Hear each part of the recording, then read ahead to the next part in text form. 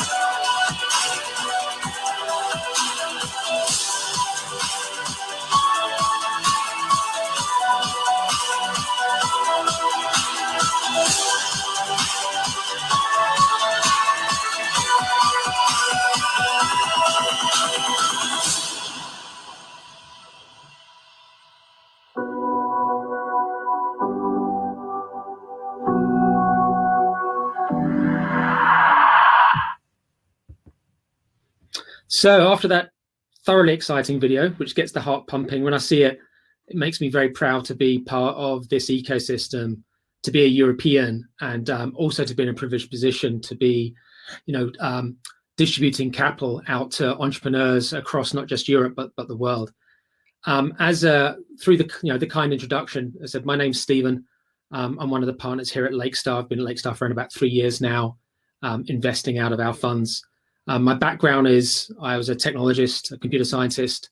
I joined Goldman Sachs and spent 20 years writing code, building teams, living abroad, and ultimately running large change programs across the bank globally before deciding that I wanted to take some time off and figure out what I want to spend the second half of my career doing.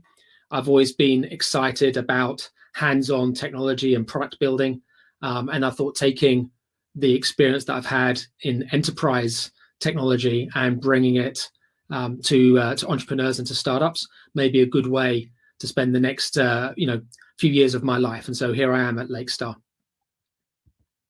So in terms of who I like Lakestar, a few facts and figures. We are a European VC. We've made around about 90 investments or so. We've got offices in Berlin, Zurich, and London. So we are truly pan-European. All the offices are roughly the same size. We don't have an HQ, and so we have functions represented in all of those centers. We have around about 35 people, 40 people in the team now. We have 6 theses that we invest out of predominantly, and I'll talk a little bit about our investment strategy in a second. But hopefully this gives you a little bit of facts and figures about us. Here's some of the companies that we've invested in. I expect you have at least known 2 or 3 on that sheet. And again, as we go through, I'll touch on 1 or 2 of them, but happy to take questions at the end. As was said earlier, I'm actually on the board of Glovo, Eigen, and ESAR Aerospace. And actually the first investment I made here at Lakestar was into Revolut. So a little bit about, how does Europe sits right now compared to the rest of the world? Well, this diagram is a year or two old now, but nothing has significantly changed. You have on the left-hand side a significant weight of technology in the US, with some Goliaths really shaping how technology evolves and how society interacts with technology.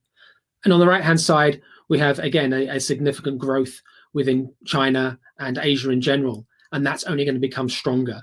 And so Europe sits here in the center right now, and neither with our foot in the left or the right-hand camp. And the question I guess we really have is, what is the right choice? Who do we ally ourselves with? And really, the answer is neither. We need to be independent. We need to also factor in, how do we grow European winners, so that in 20, perhaps 30 years' time, when we look at this graph again, we see some much larger players in the center, rather than us being beholden to what happens to the east and to the west of us. European VC or European startups have really blossomed in the last 10 years. If we look at 2005 to 2010, number of unicorns, which by most measures is how people look at significant growth in any ecosystem, was very modest as the first European entrepreneurs were growing their initial unicorn base. But the last 10 years have seen phenomenal growth in terms of the number of unicorns coming to market, and I expect 2021 will continue to see a very strong activity in this quarter. And when we look at the value of these unicorns, it's not just reaching $1 billion or €1 billion in valuation. It's far exceeding that, and you can see again some of the outcomes here. Again, while some of these numbers may be out of date based on current market prices and valuations, it gives you a sense on, again, how these bubbles have grown over the last few years. And the question you might ask yourself is, why is this? And so one of the aspects which is less spoken about is really what sort of revenue do you need to have to become a unicorn, or what revenue have you need to have had under your belt? Now, in the US, based on our research, US companies, US startups have significantly less revenue under their belt before they become a unicorn versus Europe. So what does that mean? Does that mean US unicorns are overpriced? Does that mean European unicorns are fitter and healthier when it comes to long-term value or moving into profitability? And then when you start looking at the multiples again, you are seeing that the multiples that you're enjoying in the US, which kind of makes a lot of sense. If you're not making as many revenues, you're going to receive a higher multiple to get a unicorn status. But again, we're seeing the multiples here being a little bit lower. And so that essentially means there's great value to be had in Europe. If you're an investor right now and you're sitting in Asia or you're sitting in the US, it's no wonder we are seeing an influx of capital into Europe and an excitement around working with European entrepreneurs, because they do offer great value outside of all the other factors that go into Europe, the talent, the diversity, and the culture that we have here. One other aspect when we think about venture capital in Europe that is, again, often overseen is just the difference in how capital flows into funds such as Lakestar here.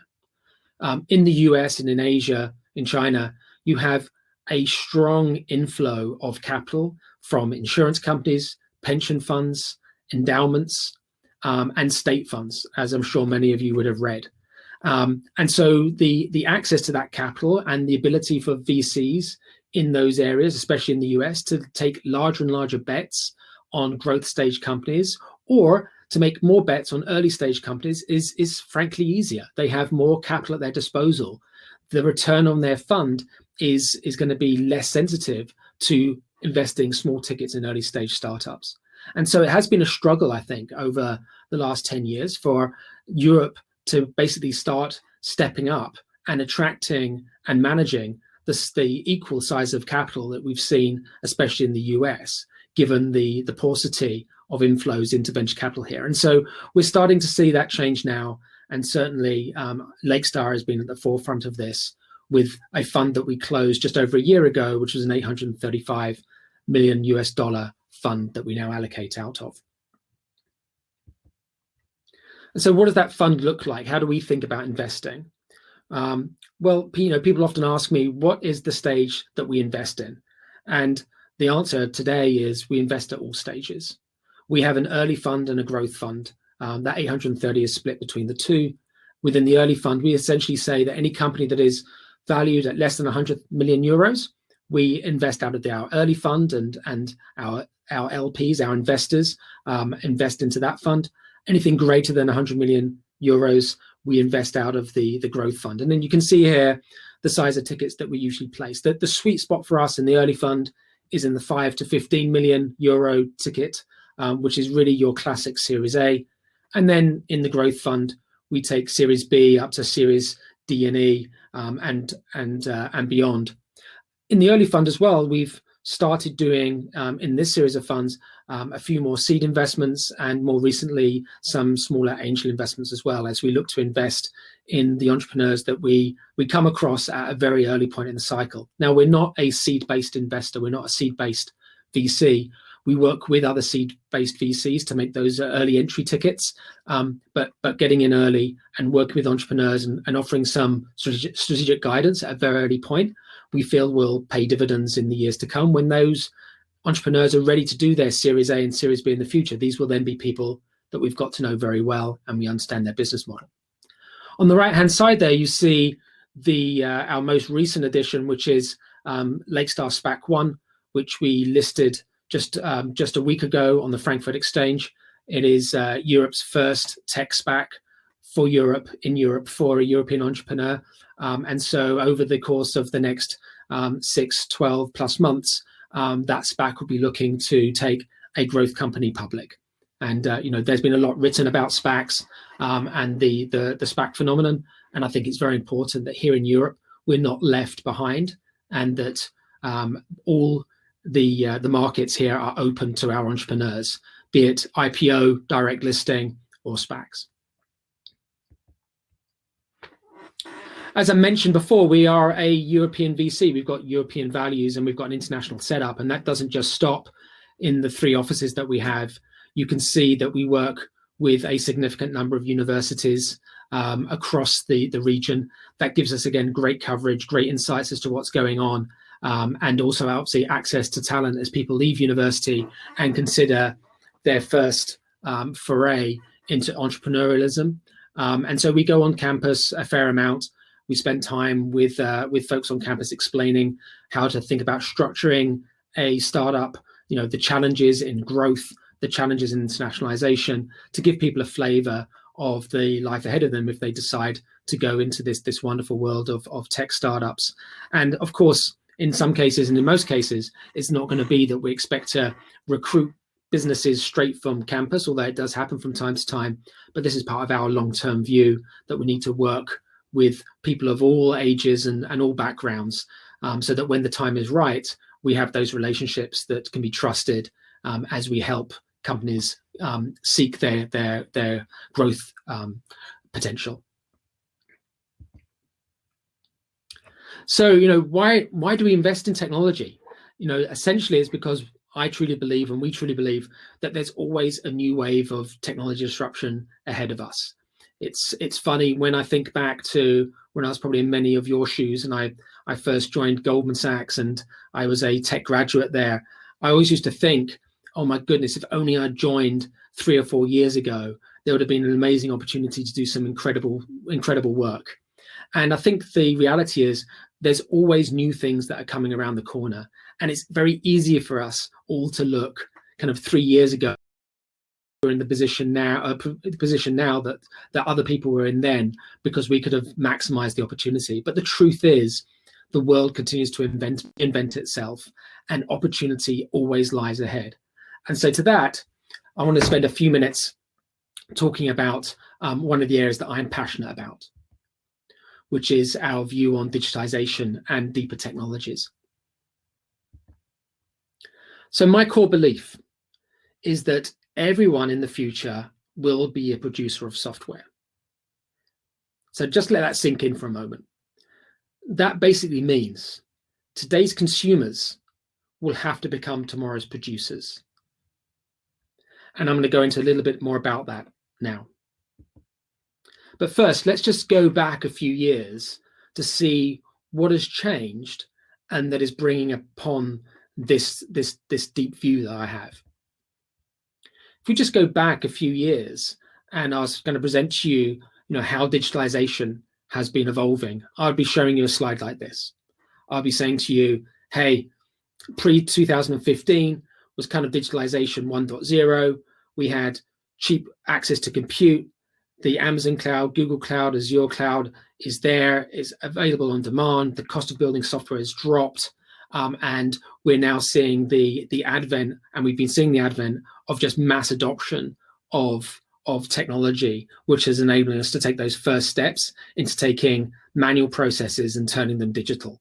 And we've built some rules-based processing, and we've got lots of data coming in now, and we're starting to be intelligent about how we're evolving our business. And I'd have been saying, now I think we are coming, we're well into digitalization 2.0. We've had this horrible phrase, which is data is the new oil. And remember, at one point, oil went negative. We are now seeing smart insights from all of that data. We've got data lakes, data warehouses. We've got the advent of machine learning. We have now got people have got access to machine learning on their desktop. It's starting to come along. A very good computer science or a very good data engineer can start playing around and becoming a data scientist. You've got data scientists trying to wrangle with data and starting to really provide much deeper insights and behavioral analytics. And what I'd be expecting come the next 2 or 3 years is going to be this third wave, digitalization 3.0, which is really where we're going to start enabling the workforce. We'll be talking about the citizen engineer. We'll be talking about fusion teams. We'll be talking about dynamic processes, intelligent process automation, and all the things that have been promised from companies like UiPath, etc. However, we've seen a shift left in the advent of digitalization 3.0. COVID has been a factor, but there's been many other factors as well. The first one I'd want to touch upon is this notion that software is eating software. The API and the app economy and the explosion of those two phenomena over the last few years has meant that people have had no issue rewriting software that was written only 3 or 4 years ago. That would have been unheard of just 5 years ago. The notion of a 3-year-old app being rewritten in new technology with new technology platforms and frameworks and libraries, you'd have said that makes no sense. I've not got value out of the software. I'm going to squeeze this piece of software. I'm going to turn it into legacy, and I'm going to basically ride it as hard as I can, and I'm going to look at building more software. Forget it. The API and app economy has caused people to stop and basically build new software to replace what is already relatively young software stacks. We've also seen the centralized technology model failing in large organizations. We have seen the situation where going to the technology department or the product department and saying, hey, I need you to automate this, or I've got some inefficiencies here, or I need to build some new screens or new order management systems or warehouse systems. The IT department have come back and said, we're too busy. We are trying to upgrade from legacy platforms. We've got regulation. You're not on the top 5 list of priorities for us. And so people have become disillusioned. The centralized technology model is not working. We've also seen that businesses have identified that there's far too much information locked up in disorganized data stores, in PDF documents, in photos, in music, in all kinds of medium that just can't be extracted. We're not going to sit here going through manually documents and asking paralegals to read information. We want data at our fingertips, and we're not getting it. And I think the last point, which might resonate with a lot of you guys, is that we've now got not just technically adept Gen Z in the workforce, we've now got Gen Z leading the workforce. And so if I'd have presented this slide to a group of people 2-3 years ago, I'd been talking about all the new analysts that are joining companies on the graduate programs. These new analysts, they can code, they know how to access a database, they understand how to think about data models. Well, let's think about it honestly. We're now a few years on, and those same people are now the junior leaders in the organization. They have just made VP or executive director or head of group or head of department. And so the demand from themselves as leaders to enact change is greater than ever before. And so this is essentially fought and pushed forward the earlier start of digitalization 3.0, the adoption of some of these workforce enablement tools, which has come about through frontiers technology or deep technology becoming common in the workplace. And when I use the term frontier technology, there's sometimes a bit of confusion as to what that means versus deep tech. If I think about deep tech, this is technology which is yet to be unproven, a high amount of R&D risk. The commercialization is still some way off. Frontier technology is deep technology that is entering into the commercialization phase of adoption. And so the frontier technologies are the ones that you're going to start seeing incorporated into the platforms that we use today.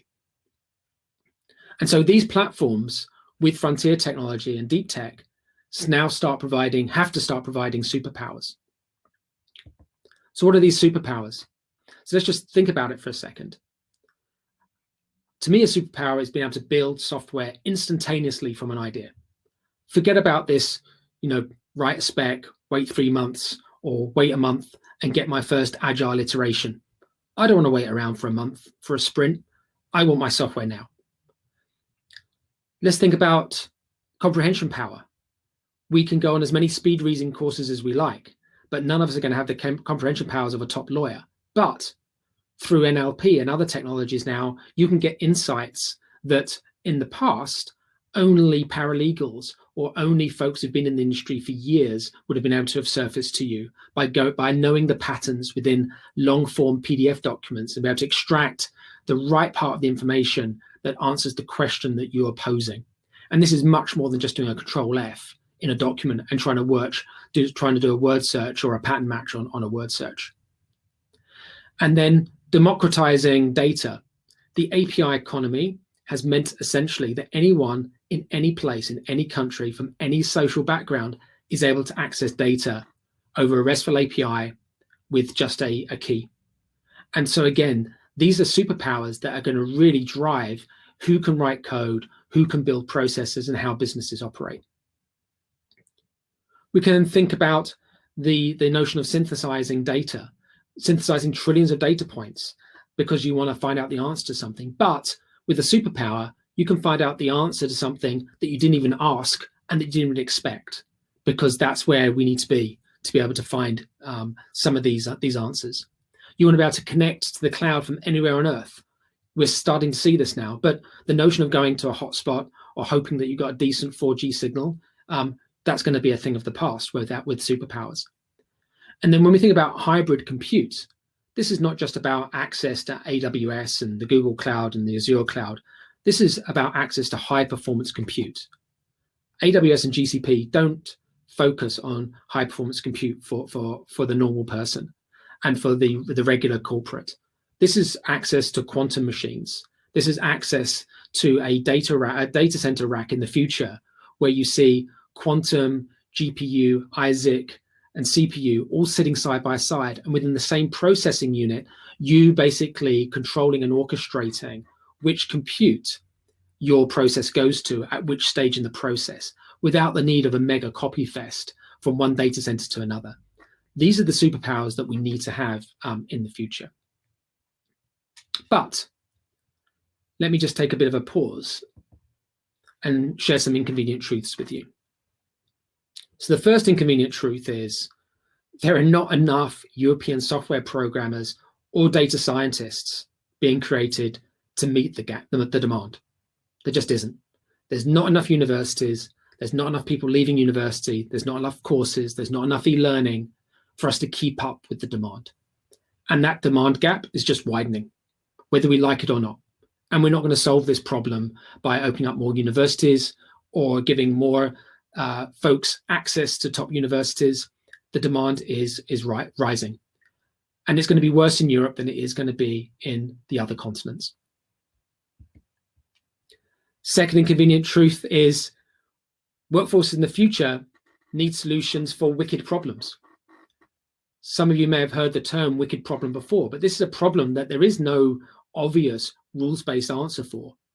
A wicked problem isn't something you can write down and pass across the table to your favorite guy in IT or the favorite lady that you have that does business process modeling. And you say to them, look, this is how I work. Can you just code this thing up? Or this is how I work. Can you just drag and drop these processes into this construction? Because wicked problems evolve all the time. Wicked problems change faster than the software underlying them is able to change. And so if you're going to really solve wicked problems, you need to give to the hands of the workforce the solutions so they can manage and evolve the solutions to those wicked problems themselves on the fly. And the third inconvenient truth is this isn't just happening in finance or in health. This is happening across the board. It doesn't matter if you're talking about e-commerce, you're talking about the chemical industry, the energy industry, the fintech industry. It's happening across all sectors at the same time, and it's accelerating. So us here in Europe, we need to own many aspects of this emerging frontier technology that's going to enable us to take control of this situation. And we need to learn and lead and adopt and adapt as quickly as we can. So let's just take a second and imagine if we do nothing here in Europe, what kind of outcomes can we expect? So all of you would have heard of low code, no code. A lot of low code, no code companies are coming out of the US and Asia, and we could import those platforms. We could import the use cases that they provide out of the box. But you know what? We're going to be in the second or third wave. We're not going to be the first consumers of those models and of those use cases. Therefore, we're going to be delaying our own competitiveness. We could import AI and ML models that have also been developed in other parts of the world, but they wouldn't have been trained locally. We'd have been essentially importing modeling based on remote data, and we're going to be using those models for local decisions. Think about quantum for a second. If Europe doesn't embark in really driving ownership of quantum compute, we're going to be in the same situation as we were with cloud, where we've lost control, and essentially it's the big US players are driving the data center rollout across Europe. Now with quantum right now, we have an issue in that most of the big quantum providers sit in the US. If you want to do anything meaningful on a quantum machine, you need to sign over a waiver to share intellectual property with the supply of that technology. That doesn't sound like a great idea to me if I'm trying to do something really groundbreaking or in the interest of national security. Also, when you think about automation, we want that to be driven by local practitioners here in Europe. We want European values and European standards of risk and safety incorporated into our workflows and to all the processes and decision trees that we build. And if we don't, we're going to end up seeing those legal differences and ethical differences that Europe has starting to be eroded as we become homogenized with the rest of the world.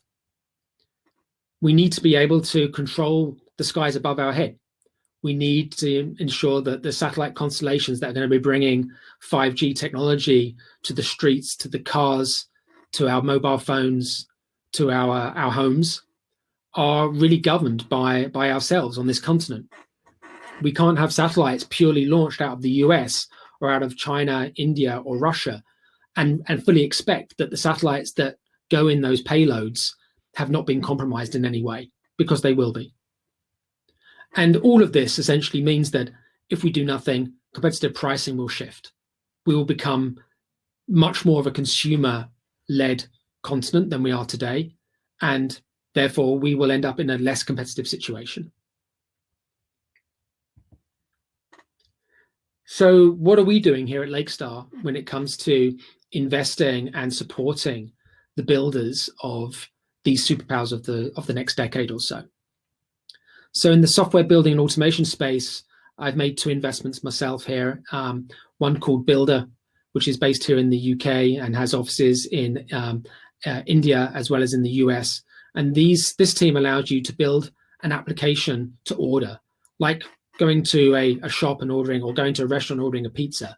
You say what you want, you say what it's like, and they'll deliver that to you without you even having to do drag and drop. This is truly no code ordering applications on demand across a whole variety of use cases, not just e-commerce, but any sort of application that you may want to build as an entrepreneur, or your organization may want to build as an offering to your internal customers or your external customers. And then we've got Rose, formerly known as Dash Dash, which we announced the funding round of just a week or so ago, that is reimagining the spreadsheet paradigm. But it's not just that. It's not just a better version of Excel or Google Sheets.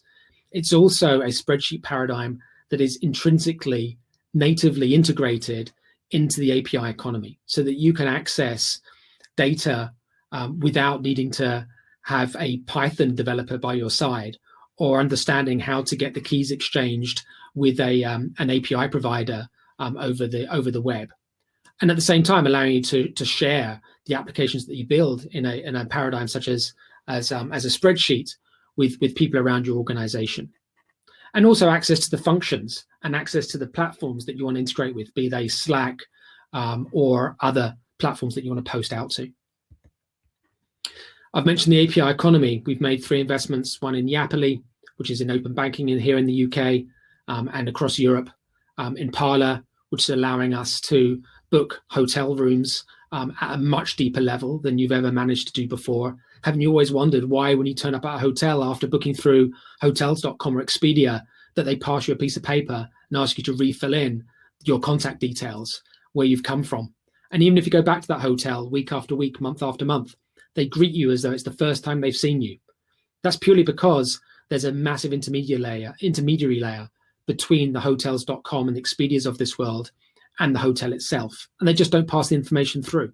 There's many examples of this happening around the world, and so breaking through those APIs is something that's important to us. And Parspace is identity. How do you take your offline identity and go online and have trust that Stephen really is Stephen, that I really am who I say I am when I want to be re-authenticated, that someone's not impersonating me, and that I'm using biometrics to validate that any transaction or any interaction is really with me.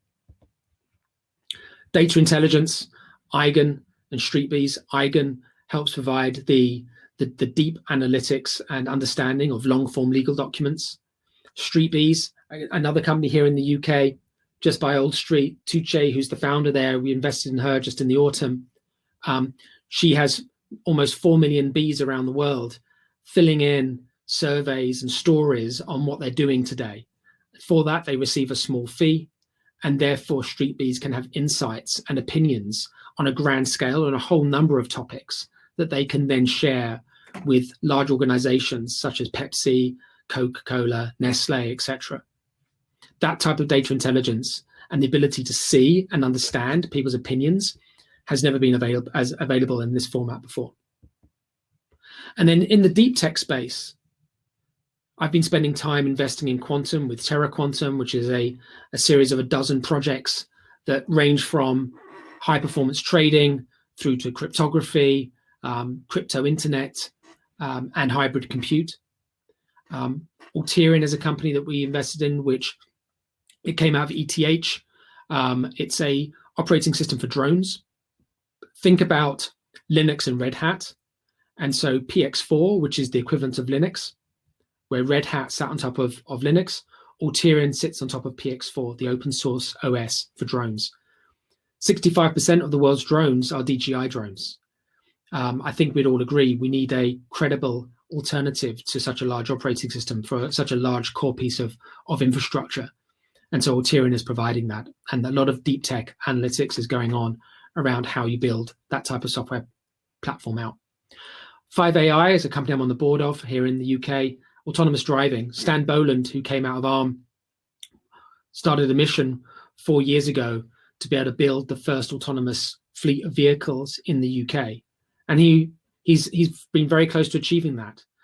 As of last summer, we had vehicles driving from Croydon to Bromley on a set course with a safety driver. And we really are starting to see autonomous driving happening in Europe. And this is critically important for Europe. Can you imagine the first fleet of robo-taxis that will appear on our roads at some point? Whether it's 5 years' time, 10 years' time, or 15, we can all have a stab at the answer to that.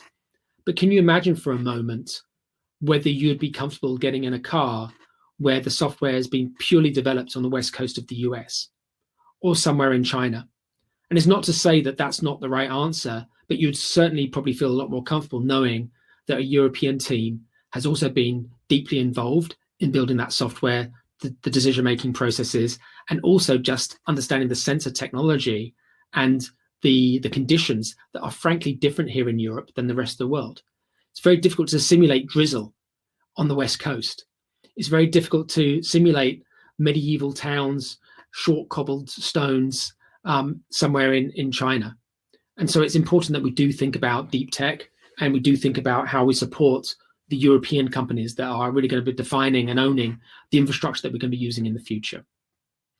And then finally, I just wanted to touch on ESAR Aerospace, one of the more recent investments that I've made, which is a Munich-based startup where Daniel and Josef, straight out of University of Munich, who were the first winners of the Hyperloop challenge that Elon Musk set up a number of years ago, beating off the big universities, the big Ivy League universities in the US. They, off the back of winning the first Hyperloop challenge, they decided to continue and to innovate in the rocket space, in the engine space, how they manufacture engines using 3D printing. And then they realized, why stop at engines? Why not build the whole thing? Europe really needs more competition when it comes to how we get satellites into space. We cannot be beholden to what is happening in the US or elsewhere. We need to have our own solution. We have Ariane as a program, which is fine. That's a party round with all the major governments in Europe participating. But in any sort of climate, as you would probably appreciate, the minute you bring lots of different parties and lots of different countries and lots of different regulators and governments into a solution, innovation is just harder to achieve. If you're starting to shift one part of the project off to France and another part of the project off to Germany and another part off to Spain, how can teams really collaborate rather than being in one location or with one mission without any politics involved? And so ESAR is taking advantage of the fact they're a nimble startup. They're now north of 100 employees in Munich, and we're going to be opening up other offices around Europe. And they'll be looking to launch their first rocket into low Earth orbit in around about 12 months' time. And if they manage to achieve that, they'll be able to achieve that at perhaps half, if not a third of the cost of the equivalence with the existing programs we have here in Europe. Now, there's lots of companies looking at the launcher space right now. And so I'd urge you, if you are interested in this space, that you just look at the factors that differentiate the different launch capabilities that people purport. One is obviously location. The second one is the type of fuel and therefore the costs incurred. And the third one is the payload that you can take up. There's a lot of launchers that are operating in their 150 to 250 kilogram class. And then you've got the big SpaceX programs that are at the opposite end of the spectrum, really looking at heavy payloads. But in the center, where you have payloads of between, say, 750 to 1,200 kilograms, this is where ESAR is operating. And so when you think about the number of satellites that need to go up into space to basically manage these constellations, they're going to be whizzing around our heads. And a satellite goes around the Earth every 90 minutes.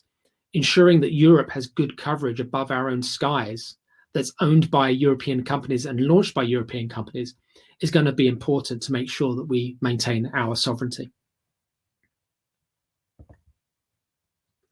And so, as you can see, again, just going back to what I was mentioning about frontier technology, the technologies on the far right are starting to bleed and affect and influence the effectiveness of the technologies on the left. And it's going to be important for all of us to really keep a keen eye on which technologies are moving from deep tech into frontier tech and therefore ultimately become emerged tech, and are the ones that companies are going to start adopting to ensure that we have the connectivity, we have the Earth observation capability, we have the compute that's going to allow all of the companies on the left-hand side to be able to deliver products and services to turn, as I said, what a nation and a continent of consumers of technology into producers of technology, so that we can compete under our own terms. And this is what I'm very excited about, is this paradigm shift that is occurring as we speak. So in closing, we need to be positioned to identify the relevant opportunities, and we need to invest in the best talent, driving this next wave of digitalization and deep tech from Europe outwards. Super important. And the reason this is important, we need process sovereignty, data sovereignty, model sovereignty, ethical sovereignty, hardware, and regulatory sovereignty.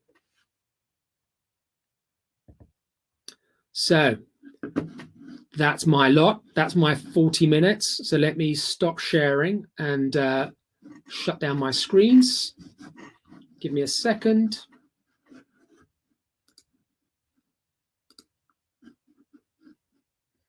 Aha, now I can see myself and I can see all the texts. So let me stop there. I'm just going to switch onto the HopIn stage.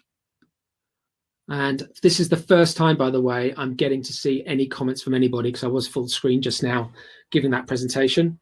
But feel free to ask any questions that you like, either about Europe and the position of Europe versus the rest of the world, be it about digitalization or be it about deep tech.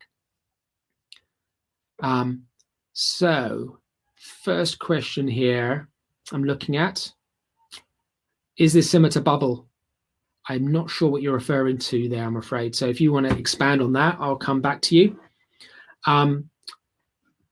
Next question is, where do you see the IoT satellite industry heading in the next 5 years? Look, I think we're going to be seeing a significant number of constellations going up. One of the areas of research I had to do as we were looking to make the investment in ESAR was to really understand where the market was going, what was the demand pipeline for constellations and for low Earth object satellites to basically power IoT, Earth observation, and 5G. And I think one of the biggest drivers that we're going to be seeing is going to be from the automotive sector, funnily enough, where the big OEMs are going to want to be able to have dedicated connectivity to the internet over 5G via satellites. That's going to allow them to bring services to vehicles with a quality of service that's uninterruptible, where they don't have to rely on cell towers connecting to and roaming across various different network providers. They want to be able to have that themselves. When you go out and you buy a 20, 30, 50,000 pound hunk of metal, I think the least you're going to expect off the back of that is great internet connections, so that people in the back can be watching Netflix, and those of you in the front can be getting all the data and all the information that you need to be able to have a pleasant journey. Question from Daniel: what do you see as the main areas where European startups are actually outperforming? And do you think pan-government institutions and shit like CERN and so I think it's pretty universally understood that the talent in Europe is strong. The university structure and capabilities from the research centers here is second to none. And governments are seeing this as a linchpin to their strategy. I think one of the challenges that governments face right now, especially in the last year, is what to focus on, and do they have enough people able to really help get the money from the public purse into these research centers. And so this is clearly an advantage for Europe, given the number of universities we've got, and high quality universities. The US has a lot of money in the university sector. If you just look at the endowment fund that Harvard runs, for example, and the amount of cash that they're investing in the stock market, they've got their own hedge fund. You see a difference in the approach to how funding works at a university level. But CERN and others, and CERN have been an organization that I've been working with quite closely, are themselves trying to find opportunities to take their employees after they've done their residency and have them hook up and perhaps either externalize some of the technology that CERN has built itself, or to take some of the knowledge and know-how and partner with the right startups, so that there is a career path for folks that coming out of the time that they've spent in deep industries such as CERN. Akshay says, what are the best sources of learning to empower young people? Funny enough, I think taking time to just experiment and play, right? We can all watch YouTube videos, how to do this or how to do that, but unless you experiment, you don't learn. And so as an example to that, and over Christmas, I decided to open up my own e-commerce shop. So believe it or not, I got myself a Shopify account. I decided to try my own drop shipping because I wanted to see what it was like. I thought, as a VC, it's all well and good me sitting there nodding when I speak to entrepreneurs about, whether their technology to help e-commerce stores is good or bad. When people come with new SEO solutions, whether they're good or bad, the checkout process, is there a faster way of doing it? But I really need to do my own dog fooding. And so I just say to you, take a leaf out of my book and get hands-on. You're never too old to experiment and play with the technologies. And so be it that I'm playing myself with low-code, no-code solutions, be it that I may be doing a little bit of coding for fun, even though any commercial coding kind of stopped 10 plus years ago, or trying to open my own little mini business just for the joy of understanding how to integrate these tools.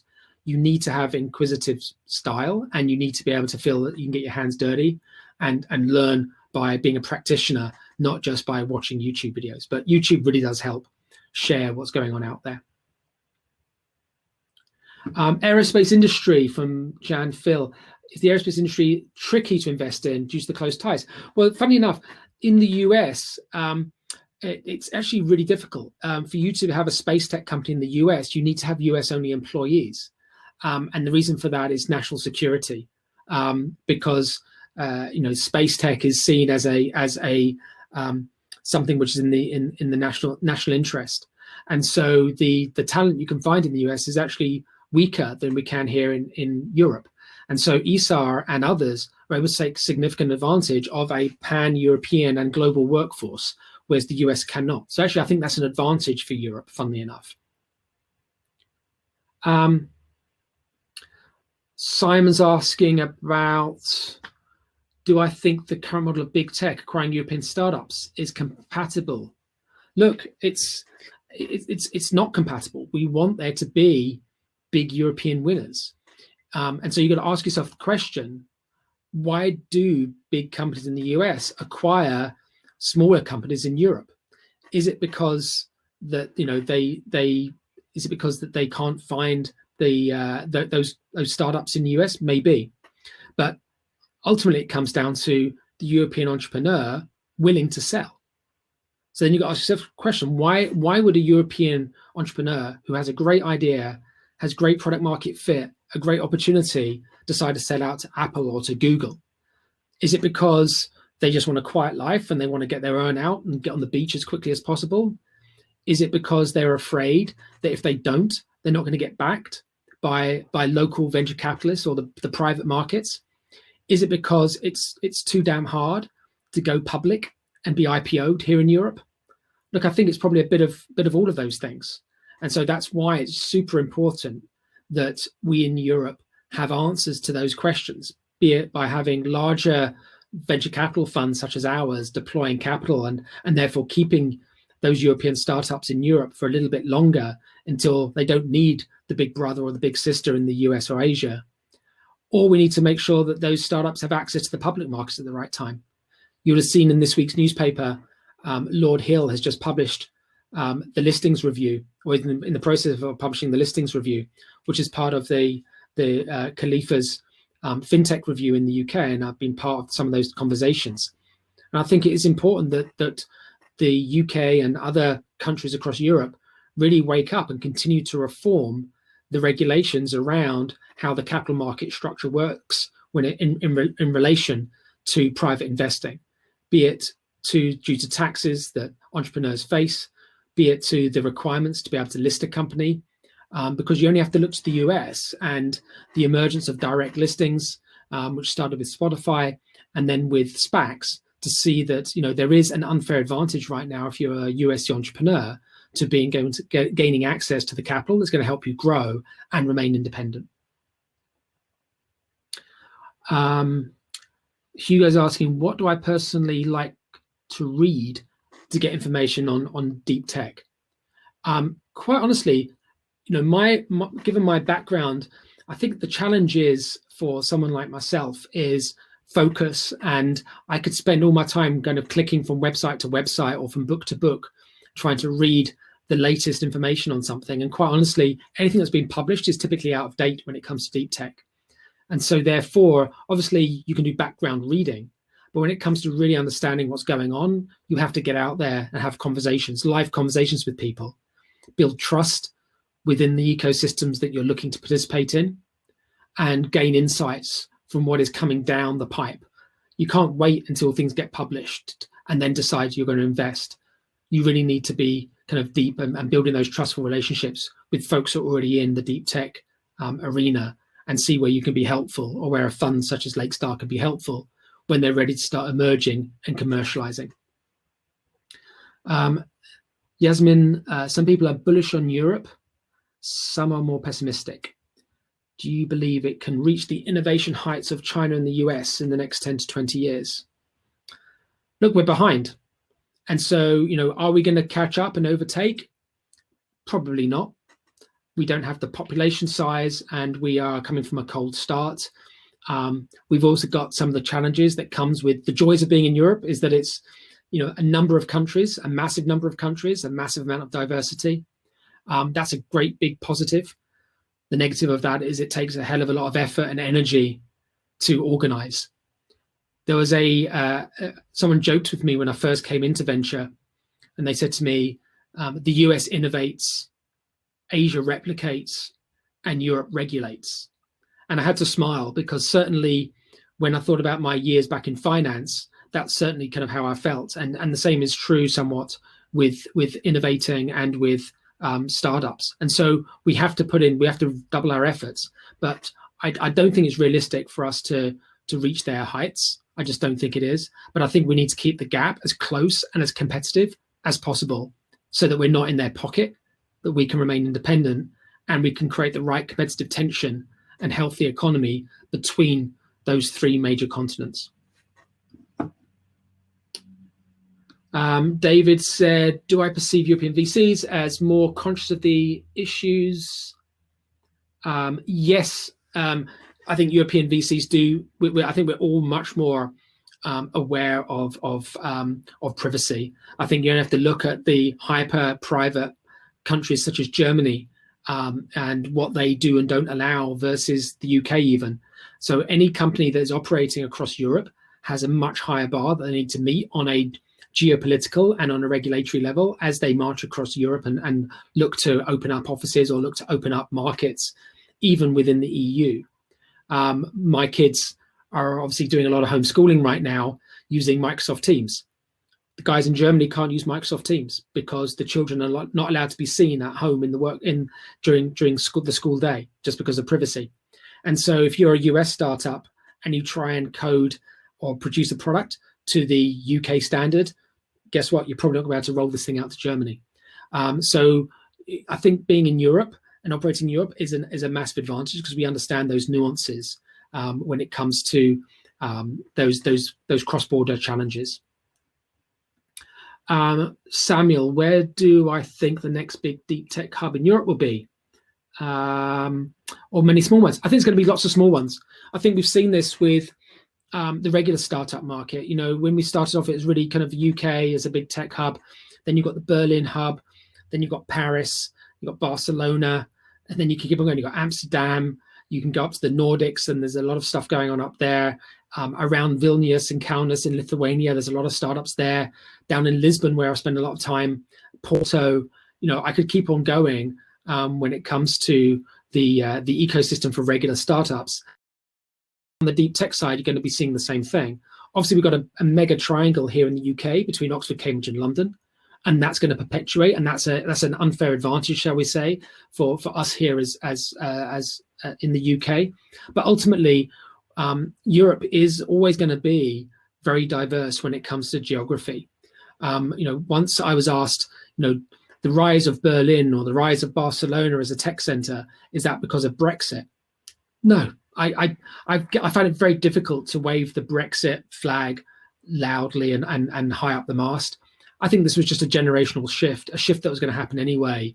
as technology improved and people wanted to work and live and build businesses from where they want to work and live.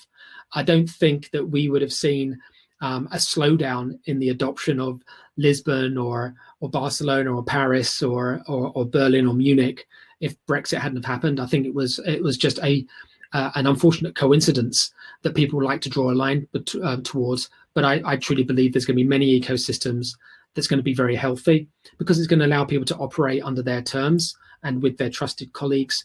And also you'll start seeing, a small element of specialisms popping up at some of these hubs. Munich, for example, I learned, again, just with the investment in ESAR, essentially we were seeing that within 150 kilometers of the ESAR office, we could build every element to get the rocket up into space.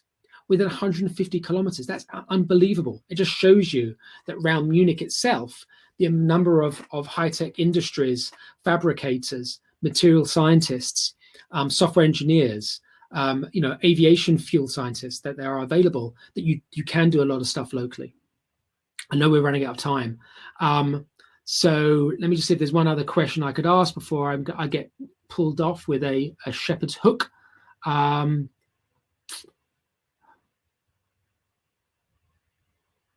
Do I see space tech move towards Cornwall in the UK? I hope so. My sister lives in Cornwall and I'm desperate to go and see her. So if I can ever get an ESAR rocket launching out of Cornwall, Daniel, then yes, then I'll be the first to help ESAR sign up for that.